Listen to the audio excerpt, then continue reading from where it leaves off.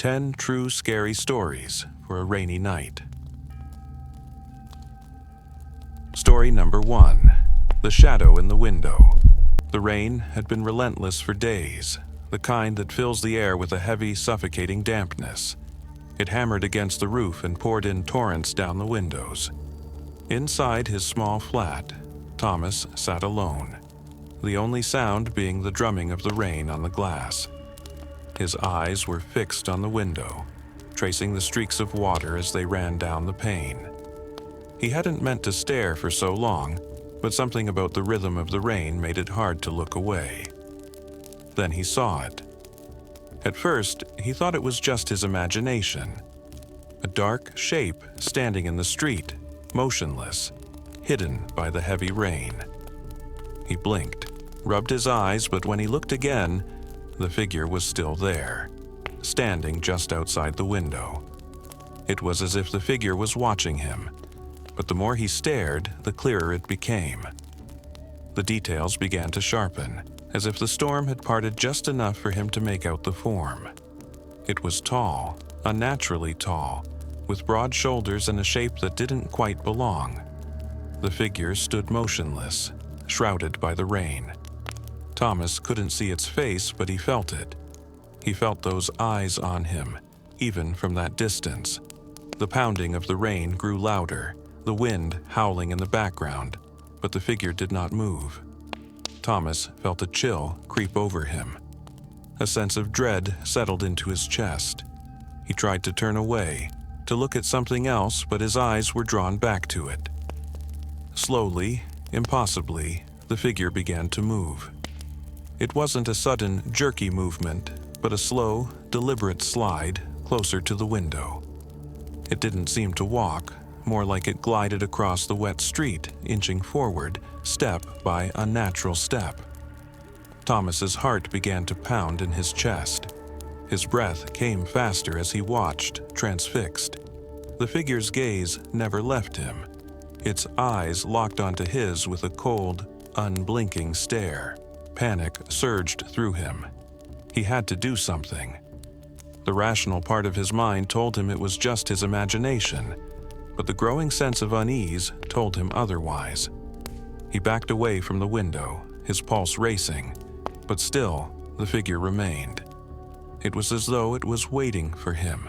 His legs were shaky as he stood there, unable to take his eyes off the dark shape outside. The longer he stared, the more real it seemed. It was right there, just beyond the glass, watching, waiting. With a deep breath, Thomas decided to confront it. Maybe it was someone lost in the storm, someone who needed help. He had to know. He couldn't stay inside any longer, cowering like this. He stepped back from the window and moved to the door. As he reached for the handle, the air around him felt suddenly thick, as if the room itself was holding its breath. He hesitated for a moment, wondering if he was doing the right thing, but the figure outside had moved closer, its presence almost suffocating. He flung open the door and stepped out into the damp night. The rain had stopped, but the air was still thick with moisture. He squinted into the darkness, searching the street. There was no one there. No dark figure standing motionless in the rain. Just the empty street. His heart hammered in his chest as he looked around, confused and disoriented. He was sure it had been there, so close, so real. But now, nothing. The air was quiet. The only sound was the faint trickle of rainwater running along the curb. Thomas closed the door behind him, his hands shaking. The emptiness outside felt more unsettling than any figure in the window. He stood there for a long moment, staring at the street, still unsure of what he had seen. But he couldn't shake the feeling that whatever it was, it had been waiting for him to step outside. And somewhere, in the stillness of the night, Thomas wondered if it was still out there, watching, waiting. Story number 2. The Whispers in the Storm. Lena had always loved the rain. There was something about it that made her feel peaceful, as if the world slowed down, letting her breathe easier. The sound of raindrops hitting the roof and windows had always comforted her, soothing her in ways nothing else could. But that night was different. The storm came in fast, catching her off guard. The wind howled, rattling the windows of her small cottage, and the thunder crashed so loudly it made the walls shake. Lena stood by the window, staring out at the dark sky, watching as lightning split the night in half. She pulled her blanket tighter around her shoulders and sat down in her favorite chair, ready to enjoy the storm. But then something happened. At first, it was just a faint sound, a soft murmur, almost lost in the roar of the storm. She thought it was the wind, twisting and turning through the cracks in the old house. But the whispers grew louder. It wasn't the wind. It was as if someone was speaking, but no one was there. The whispers were soft at first, like voices from far away, but then they grew clearer, sharper, more distinct. They were calling her name. Lena. The voice was low, soft, almost loving, but there was something wrong about it, something she couldn't quite place. Her heart began to race. She pulled her blanket tighter around her shoulders, trying to shake off the unease that had begun to creep into her bones. It wasn't the storm. It was something else. Something in the house. Lena stood up, her breath shallow as she moved through the cottage. She went from room to room, her eyes darting around, searching for the source of the whisper. The living room was empty, the kitchen empty, the bathroom nothing. It had to be the wind, she thought. It had to be. But as she walked back into the hallway, she heard it again. This time, the voice was right behind her. Lena. She spun around, her heart hammering in her chest, but the hallway was empty. The storm outside raged on, and the rain pounded harder against the windows, but there was no one there. No one to be seen, no footsteps, nothing. She stood frozen for a moment, listening. The silence felt thick, pressing down on her chest. She turned to walk away, but the whisper came again, louder this time, almost urgent. Lena. It was as if the voice was inside her head. She could feel it, wrapping around her thoughts, twisting them, pulling her attention toward the corners of the room. It seemed to come from everywhere. The walls, the air, the very floor beneath her feet. Her pulse raced as she moved through the house again, checking every room, every corner. But there was no one there. Nothing but the storm and the strange whispers that now seemed to echo through every part of the cottage. Lena could feel her mind starting to unravel. The house felt suffocating, the air thick with tension. She could still hear the whispers, growing louder, more frantic, almost desperate. She didn't know how long she had been wandering through the cottage, searching for the source of the sound. But when the storm finally began to subside, she realized something. There was no more whispering. The silence that followed was worse. It was thick, suffocating, like a weight pressing on her chest. The house felt colder now, emptier somehow. She didn't know what to do, where to go. The storm had passed, but something still lingered in the air. She sat down on the couch, her hands trembling as she hugged her knees to her chest. It was over. The storm had stopped. The whispers were gone. But Lena wasn't sure if the silence was a blessing or a curse. Story number 3. The Rain-Soaked Portrait. It was one of those nights when the storm felt alive, the kind that made everything tremble. The thunder cracked so violently that it seemed like the sky might split open, and the rain hammered against the windows as though it wanted to break through. Emily had always found something oddly comforting about storms, but tonight, as the wind howled through the trees outside, she couldn't shake the feeling that something was wrong. She was up in the attic, sifting through old boxes that had been left untouched for years. Her family's house was full of memories, old furniture, dusty books, and relics from generations long past. As Emily moved a stack of boxes to one side, her eyes caught something strange tucked in the corner. A large, old portrait, its frame tarnished and worn. Curiosity pulled her closer. She lifted it carefully, setting it down on the dusty floor. The painting was of a woman, draped in black. Her face was pale, almost ghostly, and her hollow eyes stared out from the canvas with an unsettling intensity. Her lips were curved into a faint, almost secretive smile. Emily couldn't look away. Something about the way the woman's eyes seemed to follow her made her skin crawl. She felt a chill run through her as the wind outside screamed louder, shaking the windows. The candlelight flickered, casting strange shadows across the room.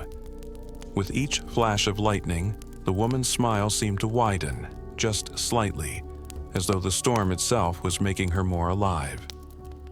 Emily backed away, her heart beating faster. It wasn't just the storm that unsettled her. It was the way the portrait seemed to change with each passing second. The lightning flashed again, brighter this time, and for a split second the woman's smile was no longer faint. It was wide, unnaturally wide, like it stretched beyond the limits of a normal mouth. Emily's stomach tightened. She had to get out of the attic. That night, as the storm raged on, she tried to shake the image of the portrait from her mind, but sleep wouldn't come. She tossed and turned, the sound of rain beating against the roof like a drum, until finally she couldn't stand it anymore. She had to go back and look at the painting again. The next night, Emily found herself back in the attic, despite every instinct telling her to stay away. The storm outside was just as fierce as before. The wind shrieked, and the trees outside bent under the weight of the storm. She slowly approached the painting, her breath shallow. The candlelight flickered as she reached for it. But this time, the woman in the portrait was different. Her smile was gone. Instead, her face was twisted in an expression of deep sorrow. Tears streaked down her pale cheeks, glowing in the dim light. Emily's blood ran cold as she leaned closer. The tears weren't painted on, they were real. They glistened in the candlelight, falling from the woman's eyes, as if the portrait was weeping. Emily reached out, her fingers trembling, but before she could touch the painting, a gust of wind slammed the attic window shut, and the lights flickered out, plunging the room into darkness. Frozen in place, Emily could still hear the rain beating against the window. The silence that followed felt oppressive, like the house itself was holding its breath. She slowly backed away, her chest tight, unable to tear her eyes away from the portrait. The woman's tears seemed to glisten even in the dark, a silent plea for something Emily couldn't understand. The storm outside raged on, but Emily knew she couldn't stay in that attic any longer. The house felt alive with a strange, suffocating presence. The painting, now more than just a work of art, seemed to haunt her in a way she couldn't explain. And as she fled the attic, she couldn't help but wonder, what was the woman in the portrait trying to tell her? And why was she crying? Story number 4. The Return of the Stalker. For weeks, Ben had been receiving strange calls. It started innocently enough, just an odd number showing up on his phone, but then the calls began to happen every time it rained. At first, he thought it was a prank, or maybe just a bad connection, but the voice that came through the line made his skin crawl. It was always the same. A deep, guttural breathing. Slow, heavy, and constant. Every time, the rain in the background sounded like it was getting closer, until it seemed like the caller was right outside his window. Sometimes he could hear faint footsteps, wet and muffled, crunching on the pavement. The sound would grow closer, then fade away. Ben tried to ignore it at first. He thought maybe it was just his mind playing tricks on him. But as the weeks passed, the calls became more frequent, more persistent. The moment the rain started to fall, he knew the phone would ring. And when it did, his heart would race, dread creeping through his veins like a shadow he couldn't outrun. One night, the storm was worse than usual. The wind howled outside, and the rain beat against the window so hard it sounded like the house was going to cave in. Ben had locked all the doors, pulled the curtains, and tried to settle on the couch. But the anxiety gnawed at him, making it impossible to relax. He couldn't shake the feeling that something was wrong. Something was coming. Then the phone rang. The same strange number flashed on the screen. Ben stared at it for a moment, his breath catching in his throat. He almost didn't pick up, but something inside him, something dark and desperate, compelled him to do it. He lifted the receiver, his hand trembling. The breathing was louder this time, heavy and ragged, as though whoever was on the other end was struggling to control themselves. The sound seemed to fill the room, drowning out the storm. "Who is this?" Ben shouted, trying to steady his voice. "What do you want from me?" The breathing continued, growing louder, closer. And then, in a voice so soft it was barely audible, the caller whispered, "Look outside." Ben's blood ran cold, his pulse thundered in his ears. He wanted to hang up, to throw the phone across the room and pretend this was all some sick joke. But something held him there, rooted to the spot, staring at the window in the dark. "Look outside," the voice repeated, this time with an almost mocking tone. Terror surged through Ben's chest. He slammed the phone down and rushed to the window, his hands shaking. The storm outside was so intense that the world beyond was almost completely obscured by sheets of rain. His heart pounded as he squinted into the darkness, searching the yard. For a moment, he saw nothing. The shadows were deep and endless, the trees swaying in the wind. Then, through the rain, he saw it. A shadow. A figure standing motionless in his yard, just beyond the reach of the porch light. It was too dark to make out any details, but he could feel the eyes staring at him, watching him, even from a distance. And then, as a flash of lightning split the sky, Ben saw them. Two faint, glowing eyes staring back at him. They weren't normal. They shone with an unnatural, eerie light, like the reflection of a predator's gaze in the night. Ben stumbled backward, his legs weak, his breath caught in his throat. The phone slipped from his hand and clattered to the floor, forgotten. He couldn't take his eyes off the figure. It was still there, standing perfectly still in the yard, its eyes locked on him. The storm raged louder, the thunder crashing like a warning, but the figure didn't move. Ben didn't know how long he stood there, staring at the shadow. He didn't know if it had been standing there the whole time, or if it had only appeared after the call. All he knew was that it wasn't just the storm keeping him awake tonight. The figure had returned, and now it was waiting for him. With his heart racing, Ben backed away from the window, his mind spinning, thoughts colliding with terror.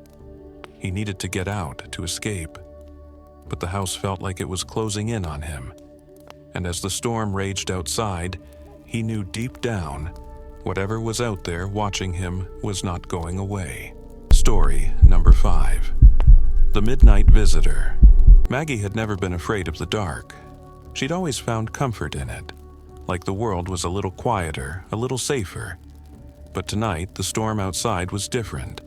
The rain came down in heavy sheets, the wind howling like something lost, rattling the windows and making the walls creak.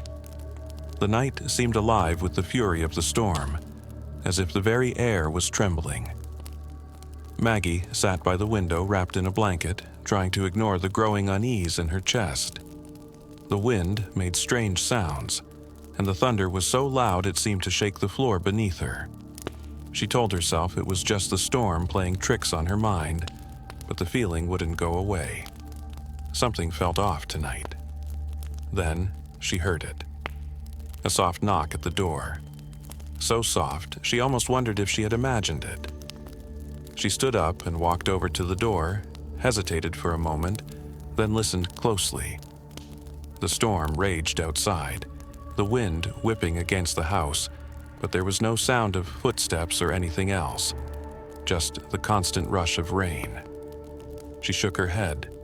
"It's nothing," she whispered to herself, trying to calm her nerves. But then, the knock came again, louder this time, almost insistent. Maggie's heart skipped a beat. Her mind raced. It was late. Far too late for anyone to be visiting. The rational part of her told her to ignore it, but she couldn't. The curiosity gnawed at her, making her hand reach for the doorknob. She opened the door, her breath catching in her throat. There was no one there, not a soul in sight. Only the relentless downpour and the darkened street, with nothing but shadows beyond the porch. Maggie's gaze swept the yard, her pulse racing. Who would be out here in this weather, knocking on her door in the middle of the night? She stepped back into the house, her mind spinning. As she turned to close the door, her eyes caught something just below the threshold, a small, muddy footprint. It was fresh, the wet earth still clinging to the edges of it, as if someone had stood there only moments before. Her heart raced, but she didn't want to believe it. It had to be a mistake. She quickly slammed the door shut, the creak of the old wood echoing through the quiet house. But as she stepped back, a cold shiver ran down her spine. She wasn't alone. A whisper, barely audible, brushed against her ear. "You shouldn't have opened the door." Maggie froze, her breath caught in her throat. The voice was low, almost a breathless sigh, and it sent a chill through her like nothing she had ever felt. She spun around, but the room was empty. No one was there. Her heart pounded in her chest as she turned toward the door, then to the rest of the house. Everything felt wrong, as if the walls themselves were closing in on her. The wind outside howled louder, but the house felt still, too still. She could hear her own breath, shallow and quick, as the storm raged on outside. Maggie didn't know what to do. The whisper had been so close, so real. She could almost feel the breath on her skin. She wasn't imagining it. Someone, or something, had been standing there, right behind her. And they knew she had opened the door. The rest of the night passed in silence, the storm slowly dying down. But Maggie couldn't shake the feeling. She hadn't been alone, and whatever had whispered in her ear wasn't done with her yet. Story number 6. The Vanishing Roads. Peter had been driving for what felt like hours. The storm had come out of nowhere, suddenly turning the night into a thick, impenetrable haze. The rain hammered against the windshield, blurring the world outside. His wipers struggled to keep up, but it was no use. The road was nearly invisible, swallowed up by the downpour. The only sound was the steady hum of the tires on the wet asphalt, and the occasional crack of thunder, loud enough to rattle the car. Peter glanced at the GPS. The screen flickered, the map glitching in and out like it couldn't keep up with where he was going. He cursed under his breath.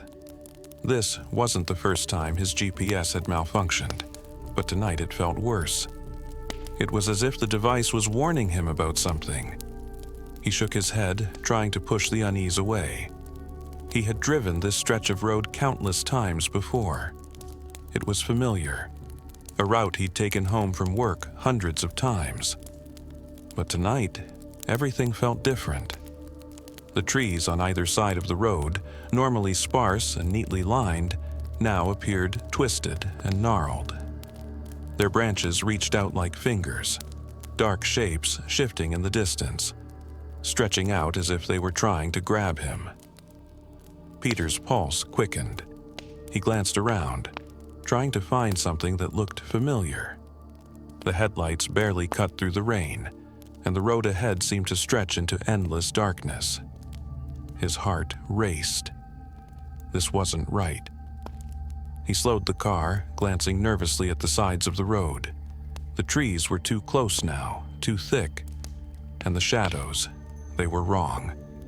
They moved in ways that didn't make sense. The road was narrow, winding, the kind of stretch he remembered well. But now it felt suffocating, like it was closing in on him. He pulled over to the side, his breath shallow. He tried to turn around, hoping to retrace his steps, but as he put the car in reverse, he realized something. The road behind him was gone. It was like he had never passed that way at all. Panic surged through him. He twisted the wheel, trying to find any turn, any way back. But the road seemed to stretch on forever, never giving him a way out. No matter how many times he turned, no matter which way he went, it was as though the landscape was shifting. The trees, the road, even the very air around him. It was all changing. The rain only grew worse, falling in sheets, drowning out everything but the pounding of his heart in his chest. The headlights flickered, and the GPS screen died completely. He was alone in the dark, the storm a living thing, clawing at the car, the wind howling like a warning. The familiar world outside his window had vanished. There was only the road, endless, twisting, swallowing him whole. Peter's hands gripped the steering wheel, his knuckles white. He couldn't keep going like this. He had to get back. But no matter how many turns he made, the road never ended. It stretched on, into the storm, into the night. His mind raced. Had he passed the same spot before? Was he driving in circles? Every road seemed the same, every turn leading him deeper into the unknown. The trees seemed to bend and sway around him, their branches now twisting like they were alive, reaching for him, pulling him in. The road had vanished, leaving him stranded in a place that didn't make sense, where the storm seemed to consume everything around him. Peter's breath came faster, his body tense with fear. There was no way out. The storm was all-consuming, and the road had disappeared, taking him with it. Story number 7. The Haunted Drive. James had heard the stories about the haunted road. It was the kind of tale that people whispered about in the local diner or on the front porches of the houses near the woods. A road that wound through dark trees, thick with shadows. People said strange things happened there. Drivers who'd lost their way, cars that would break down for no reason, and whispers in the wind that sounded like voices. But tonight, none of that mattered to James. He was just trying to get home. The rain was falling hard, the kind of storm that came out of nowhere, washing the world in gray. James had left work late, and now, on this winding back road, he was desperate to get home faster. He didn't have time to go around. So, he decided to take the shortcut through the woods. As he drove, the tires of his car splashed through the wet road, the windshield wipers struggling to keep up with the downpour.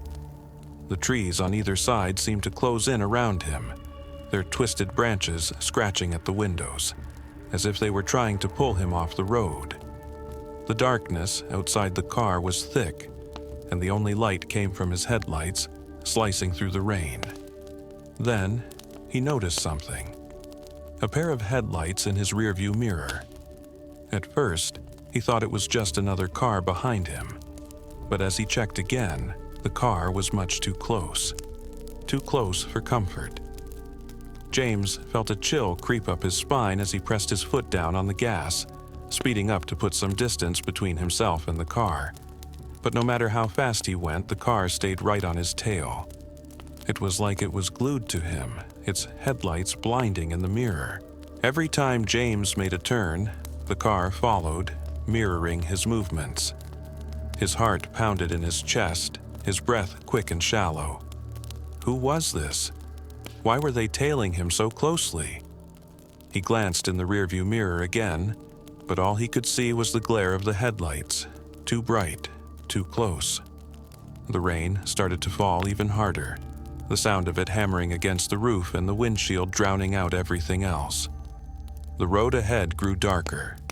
His headlights flickered, casting strange shadows on the trees, and for a moment, James thought he saw something move in the corner of his vision. But when he looked, there was nothing. Just the road, stretching out in front of him, slick with rain. Suddenly, the headlights in front of him flickered out. The road ahead plunged into complete darkness. James slammed his foot on the brake, but the car kept going. He couldn't see a thing. He was driving blind. The screeching of tires against the wet pavement echoed through the night, sharp and terrifying, and for a split second James thought he was going to crash. He turned his head, his eyes wild with panic, and when he glanced back to the rearview mirror, the car was gone. Completely gone. There was nothing behind him but the endless rain. His hands gripped the steering wheel so tight his knuckles went white. The road was empty. No other cars. No headlights. Only the storm. James didn't slow down. He couldn't. Something in the back of his mind screamed at him to keep moving, to get out of there as the rain continued to fall, as dark and thick as the fear that had settled in his chest. But deep down, he knew one thing for sure. Whatever had been behind him wasn't gone. It was still out there. And the road, the haunted road, had already claimed him. Story number 8, The Damp Basement. The air in the basement was thick with the smell of wet earth and mildew, a scent that always seemed to linger down there, no matter how often Sarah cleaned. She had always hated going down to the basement. The place felt cold and forgotten, like it was holding on to something that shouldn't be there. But tonight, she needed to grab a few old boxes for her project, and she knew she couldn't avoid it any longer. The storm outside had picked up again, the wind howling through the trees and the rain battering against the windows. The house creaked and groaned as if it were alive, but Sarah tried to ignore it. She grabbed a flashlight from the shelf in the hallway, flicked it on, and stepped into the basement. The wooden stairs creaked under her weight as she descended into the darkness. The basement felt colder than usual. She pulled her jacket tighter around her and shone the flashlight down the damp hallway. Old furniture was stacked in the corners, covered in dust and forgotten by time. Boxes that hadn't been touched in years sat in piles, some leaning precariously against the walls. But it wasn't the old boxes or the damp smell that made Sarah stop in her tracks. It was a noise, a low, gurgling sound like something moving beneath the floor. It was faint, almost as if it were coming from deep underground. Sarah froze, her heart beating faster. She listened, but the sound stopped, leaving only the sound of her own breathing and the rain outside. Shaking her head, she convinced herself it was just the storm playing tricks on her. She had to get the boxes. She had no choice. She moved cautiously down the hallway, shining the flashlight over the piles of things she didn't remember. Her footstep echoed in the empty space, making it feel even lonelier. As she reached the far corner, she bent down to grab a box when the noise came again. This time, louder. It was definitely something moving beneath the floor. The sound was like water rushing through pipes, but deeper, like something far heavier was stirring. Her nerves were shot, but she forced herself to stand up, shining the light toward the floor, trying to find any sign of what could be making the noise. There was nothing. Just old wood, covered in years of dust. But then, something moved. A hand shot out from the shadows behind her, grabbing her ankle with a cold, clammy grip. Sarah gasped and stumbled back, nearly losing her balance. She tried to pull away, but the hand was strong, pulling her down, dragging her toward the darkness. She screamed, her flashlight spinning out of her hand and landing on the floor, its beam flickering wildly. Her heart raced as she kicked, struggling to free herself, but the hand didn't let go. It was like it had a life of its own, pulling her into the damp, cold blackness of the basement. She couldn't breathe. The air felt thick, suffocating, as if the darkness was closing in around her, swallowing her whole. The hand dragged her deeper, and she could feel the coldness seep through her clothes, biting into her skin. With one final, desperate cry, Sarah kicked again, harder this time. Her foot made contact with something, hard and solid, and the grip loosened. She scrambled to her feet, heart racing, and in the blink of an eye the hand was gone, as if it had never been there. Shaking and gasping for breath, Sarah stood in the middle of the basement, staring at the shadows where the hand had come from. The storm outside raged louder than ever, but inside the basement there was an eerie silence. Her flashlight flickered again, casting a long, strange shadow across the room. Sarah didn't dare look back. With one last terrified glance toward the dark corner, she turned and ran back up the stairs, slamming the door behind her. But deep down, she knew. Whatever was in the basement, whatever had grabbed her, wasn't done yet. It was still down there, waiting. Story number 9.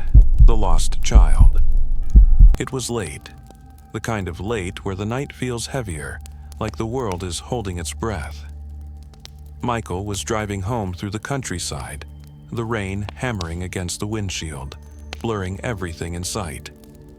The headlights of his car cut through the darkness, illuminating nothing but wet roads and shadowed trees. It was peaceful, in a lonely sort of way. But something about the storm made him uneasy. The relentless downpour, the howling wind. It was too quiet, too still for this time of night. As he rounded a bend in the road, something caught his eye. A figure. A small shape standing by the side of the road, barely visible through the rain. At first, he thought it was just another shadow in the storm, but as he got closer he saw it clearly. A child, drenched and cold, standing there, staring straight into the headlights. The sight made his heart skip a beat. He slowed the car, his pulse quickening. There was no sign of anyone else around, no houses, no lights. Just the child, standing motionless in the pouring rain, not even moving a muscle. Michael rolled down the window, his voice shaking slightly as he called out to the child. "Hey, are you lost? Are you okay?" But the child didn't respond. No movement, nothing. Just a cold stare, unblinking, as if they couldn't hear him, or maybe they just didn't care. Concerned, Michael turned off the engine and stepped out of the car. He was soaked instantly by the cold rain, but he didn't care. He needed to check on the child to make sure they were all right. He moved cautiously toward them, his shoes slipping on the wet road. As he approached, he called again. "Hey, it's okay. Where are your parents?" But just as he was close enough to reach out, the child vanished. 1 second they were standing there, drenched and staring, and the next, they were gone, as if they had been swallowed by the storm itself. Michael stopped dead in his tracks, his breath caught in his throat. The rain continued to fall in sheets, but there was no sign of the child, no movement in the shadows. Shaken, he turned back toward his car, a sense of confusion flooding over him. What had just happened? Had he imagined it? He reached for the door handle and opened it, stepping back inside. The car was silent, the engine still off, but something felt wrong. He looked around, trying to shake off the strange feeling that had settled over him. And then, he saw it. In the rearview mirror, sitting in the back seat of the car, was the child. Drenched, eyes wide, staring at him through the reflection. Michael's blood ran cold. He spun around in his seat, his heart hammering in his chest. The back seat was empty, but the feeling of being watched remained. The silence in the car was suffocating. The storm outside howled louder, but Michael couldn't hear it anymore. All he could hear was the sound of his own breath, ragged and shallow. His hands gripped the steering wheel so tight his knuckles went white. He glanced in the rearview mirror again. The child was still there, watching him. And this time, Michael wasn't sure if the child had ever really been gone. Story number 10. The Sound of Sobbing. Elena had always felt something strange about her old house. It wasn't just the creaking floors or the way the windows rattled when the wind blew. No, there was something deeper, something unexplainable that made her skin crawl every time she was alone in the house. But she could never quite pinpoint what it was. The house had been in her family for generations, and though it was old and creaky, it wasn't until the storm that night that Elena started to feel truly unsettled. The storm had come out of nowhere, violent, with rain pounding against the windows and wind howling through the trees. Elena sat in the living room, curled up with a book, trying to block out the noise of the storm. But then she heard it. A soft sound at first, so faint she thought she might have imagined it. It was a sob. Low, barely audible, but unmistakable. She froze, listening. The sobbing continued, growing louder and more distinct. It wasn't the wind, it wasn't the storm, it was coming from the attic. Elena's heart started to race. She had never heard anything like it before, not even in the dead of night when the house settled and groaned. The sobbing wasn't just sorrowful, it sounded desperate, as if someone was in pain. She stood up, her legs feeling heavy, and slowly made her way toward the stairs. The air around her felt colder, thicker, with every step she took toward the attic. The storm outside raged louder, as if nature itself was in turmoil. Elena reached the top of the stairs, her hand shaking as she gripped the doorknob of the attic. The sobbing had stopped, but the silence that followed was worse. The only sound was the pounding of her heart in her ears. She opened the door slowly, her breath catching in her throat. The attic was dim, lit only by the faint glow of the storm through the small, grimy window. The room was filled with old furniture and boxes, covered in dust, forgotten by time. But it was the rocking chair in the corner that caught her attention. It was moving gently back and forth, creaking in rhythm with the storm, as if someone, or something, had just been sitting there. Elena stepped forward, her pulse pounding in her throat. There was no one in the attic, no sign of anyone at all. The room was empty, save for the chair, which rocked back and forth with a slow, deliberate motion. The wind howled outside, but the house was eerily quiet now. The sobbing had stopped, but the unease still hung in the air. She approached the chair, her eyes wide with fear. The air in the attic felt cold, too cold, and as she reached out to touch the armrest, a shiver ran down her spine. The chair stopped rocking suddenly, as if it had sensed her presence. Elena stepped back, her hands trembling. She glanced around the attic, her mind racing. Was it her imagination? Had the house finally driven her mad? But as she turned to leave, a low whisper seemed to echo through the room, barely audible over the storm. "You shouldn't have come up here." Elena froze, her breath caught in her throat. She couldn't move. The storm raged outside, but the house had never felt so alive with something she couldn't understand. The sobbing had stopped, but something was still there, waiting in the shadows.